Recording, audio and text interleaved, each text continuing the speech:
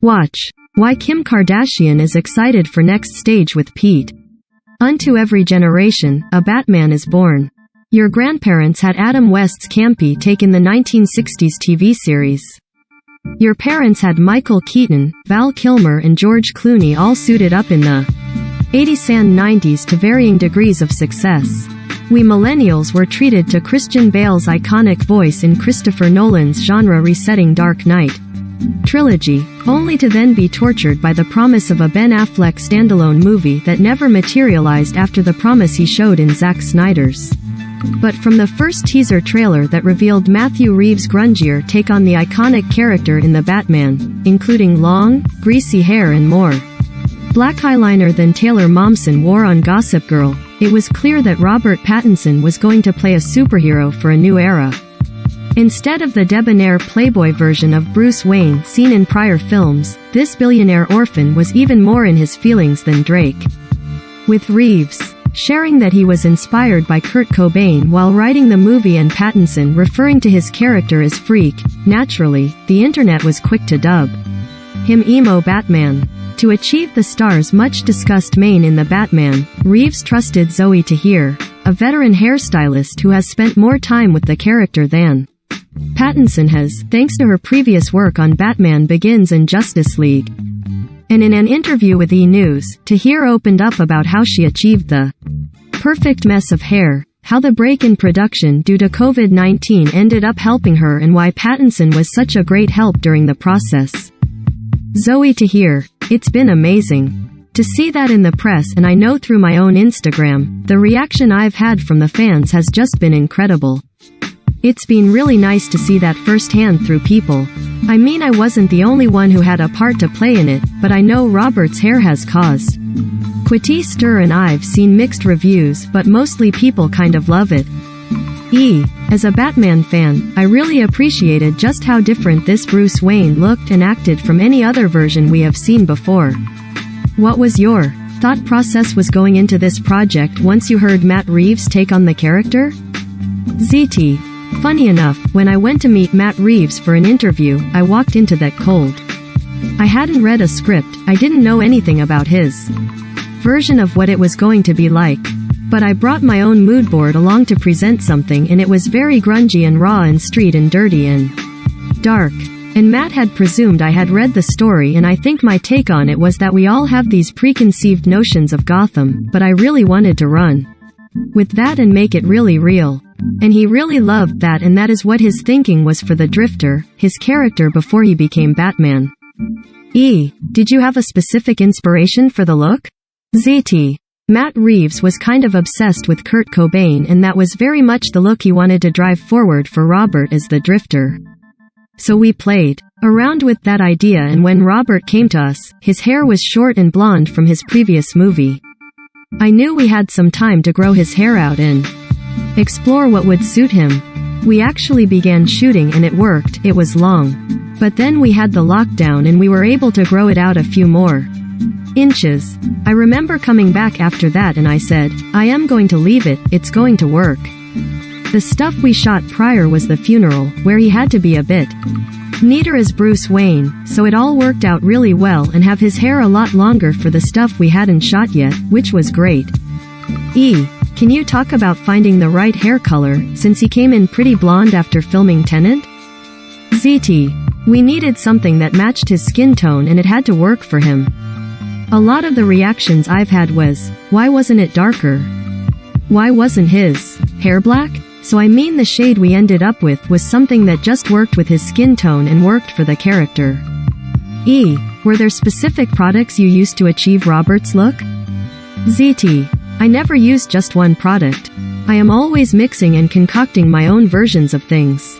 The main thing, after Robert's hair was loaded up with a concoction of different things depending on what we were trying to achieve that day, Rob was given a hot head towel massage and just really bake it and soak it all in to achieve the look we wanted for the Drifter. After the first teaser trailer dropped in August 2020, the internet dubbed Robert Emo Batman.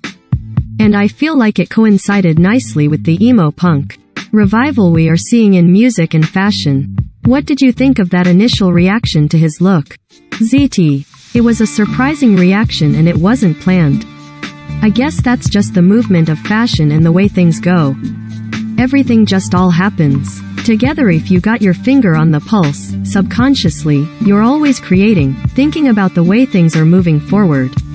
And combined with the character we were trying to create, it coincidentally is the way it turned out, which was kind of freaky. But it's all very timely, with everything else going in the music and punk world. It fit perfectly and it's great, we will run with that. You actually have a long history with the character, beginning with Batman Begins in 2005, to here styled Katie Holmes, and then Justice League and now the upcoming Flash movie, in which Michael Keaton is reprising the role. Can you talk about how you've seen Batman evolve through the different actors? ZT. It's funny, I actually thought the other day this is my first outing with Batman, and then I went through everything I've done and I went, hang on a minute. Batman Begins was long time ago now, and I think he was technically the most similar in his journey that he was going on in that movie. I did reshoots with Ben Affleck as well on the Justice League, so that was another Batman, and then, yes, Michael Keaton, but I am not sure I can talk much about that. But I think this is a very new take on Batman. This is a standalone version, if you like. I am not sure we can compare Robert's Batman to any of the others. Which is something I was really into, that this Bruce Wayne almost felt uncomfortable in his own skin as opposed to the usual playboy persona we see. Did you enjoy having that freedom to take this established character into such a new direction? ZT. It's always lovely to do something new and to try and find a new avenue for this kind of film that everybody knows so well. Robert Pattinson was a great help with all of that as well. He was very willing and open to the ideas and loved the way that it was going.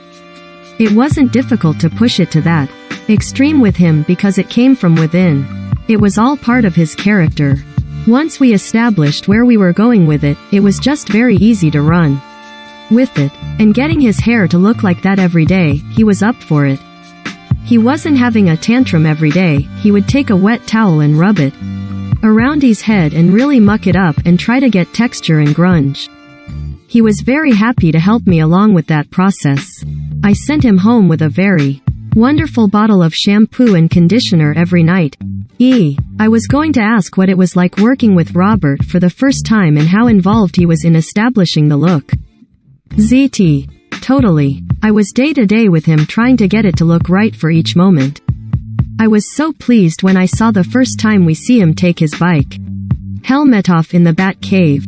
I sat in the movie theater and I was just crossing my fingers when that helmet came off because I knew what I wanted it to look like.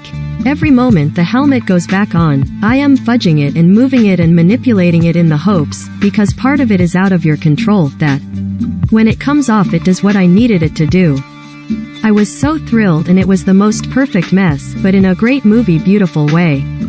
I couldn't have been happier. Rob was very helpful with all of that and giving me time to make it right.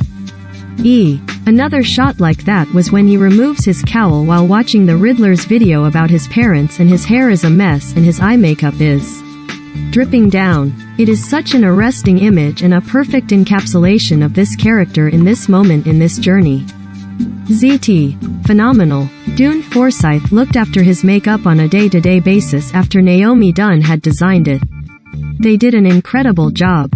Frankly, it would have been nice to see more of the Drifter, I think, because it was such a great look for a Batman.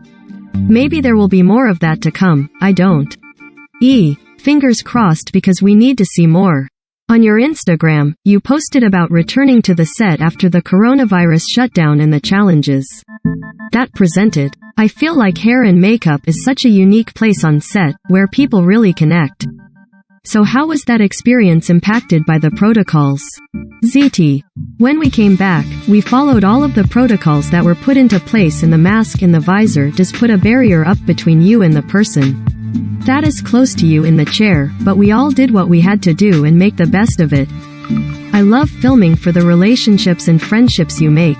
Everyone gets so close. It is a wonderful experience and it did take away from that, but it made everybody stronger as well and it made everybody closer in a... The Batman is now playing in theaters.